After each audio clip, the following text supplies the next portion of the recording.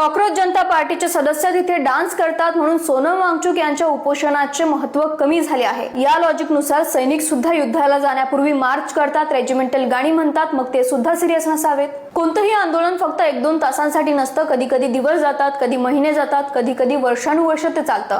त्यात आंदोलन करणारे लोक कायम स्ट्रेसमध्ये असतात, ते शांत बसून राहू शकत नाही। म्हणून जगभरातील आंदोलनांमध्ये कोणी घोषणा देते, कोणी गाणे गाते, कोणी पोएम्स म्हणते, कोणी ढोल वाजवते आणि कोणी डान्स सुद्धा करते।